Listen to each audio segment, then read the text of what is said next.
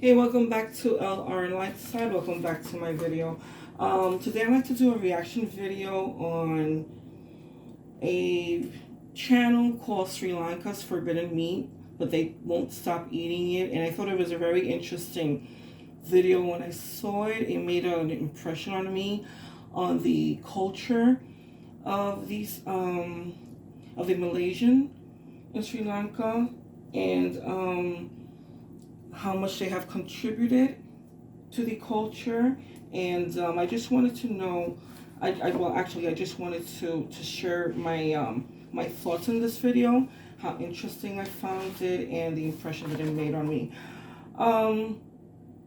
Again, it's called the Best Ever Food Review Show. I don't remember the name of the host, but at the end I'll give you the full name of the video.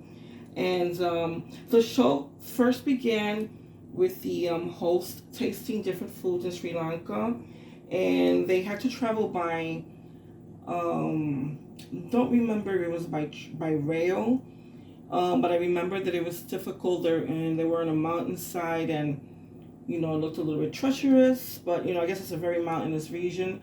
And their first stop, I remember they had samosas, and they were filled with fish, which I found interesting because I was expecting something different from the name of the title. But it was interesting, and he seemed to like the samosas. He said they tasted good, so I'm going to show you that part of the video.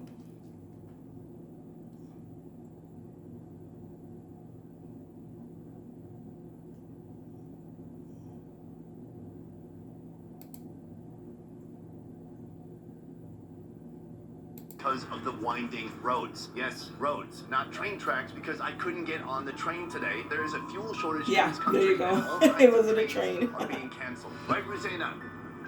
Yeah. Sri Lanka's economic crisis means importing fuel has become an incredible challenge. Okay, so I guess they're having the same challenge as the rest of the world is, and we're having the same challenge over here as well with the fuel. But anyway, so they traveled there, and they went to Kandy, Sri Lanka, Kandy, and that's where he had the chicken kotu, and with chicken chopped up with the bones and all, with a it's like a flat bread, almost like a roti, and they mix everything together with seasonings and spices. And to my surprise, he didn't choke on it, because he was eating actually bones that were crushed up and chopped up into the actual dish. But he says he liked it. Okay, so let's see.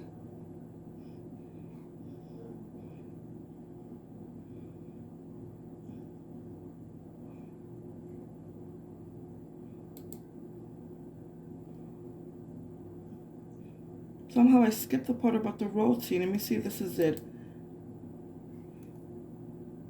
Much seafood, central Minnesota. Okay, there you go. Not exactly a maritime destination. So whenever I hear fish, like fish taco, I think of like wet tilapia. But you can't even really tell there's fish in here.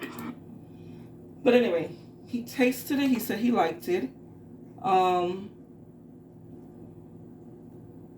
Okay, so we got through that part, and again, they're traveling to Kandy, Sri Lanka, and they're going there to taste some of the villages' dying dishes, dishes that are dying within the culture, because the culture customs are dying out. So that's where they're traveling, to go and taste some of these dishes.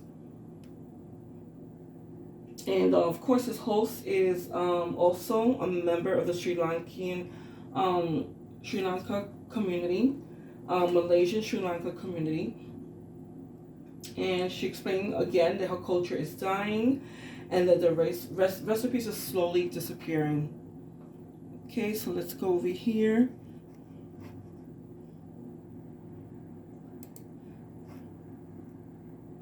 Chili powder and rock salt. After boiling, she cooks it a second time by deep frying. Finally, she stir fries the beef along with powerful flavors like garlic. Okay, so that was the dried beef. Again, they cooked it in seasonings and salt and spices, and again, he tasted it. He said that he liked it, and it did look good. You know, it looked like any other beef. You know, nothing really outlandish. But I guess maybe because of the types of seasonings that they use, and maybe even the methods they use, is why they are typical to the Sri Lankan community. Okay, let me see. Are we still recording? Yes, we are. Alright, so and that actually looks very tasty. That looks like something that I would try. You know, nothing out of the ordinary, nothing scary, nothing like that. You know, again. Okay, let's see.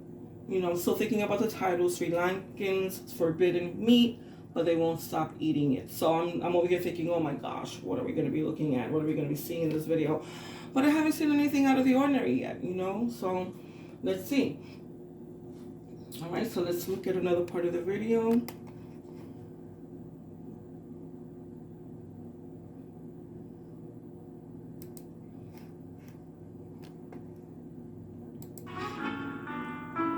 I put the gun to my mouth. I slowly pull the trigger, and That's what I was waiting for. the spices here are so powerful. It blends very well.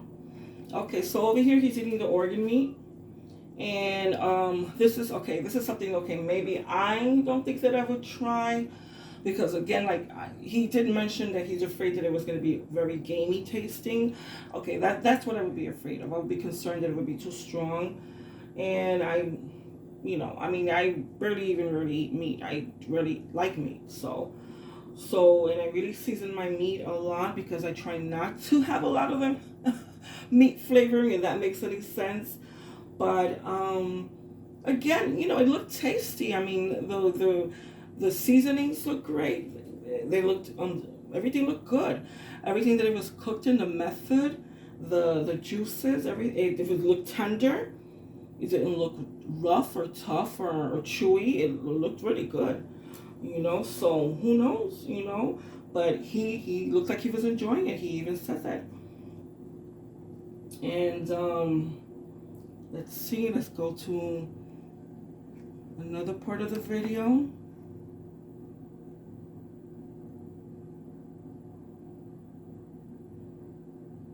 And here's a part that I really enjoyed, and it really captures the taste and what he is experiencing when he said this. And you know, I really like that he said this. Okay, let's see.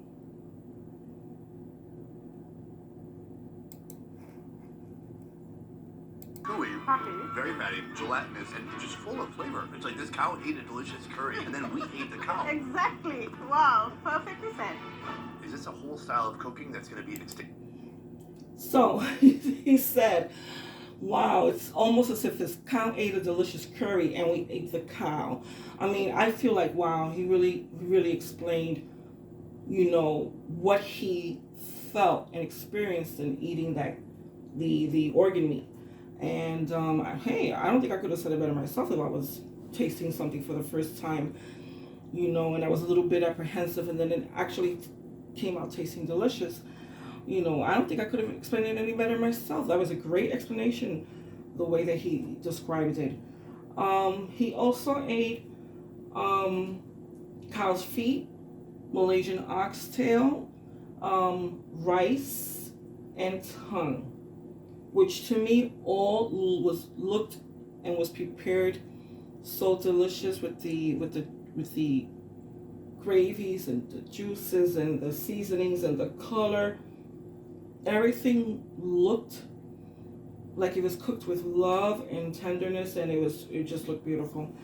Anyway, I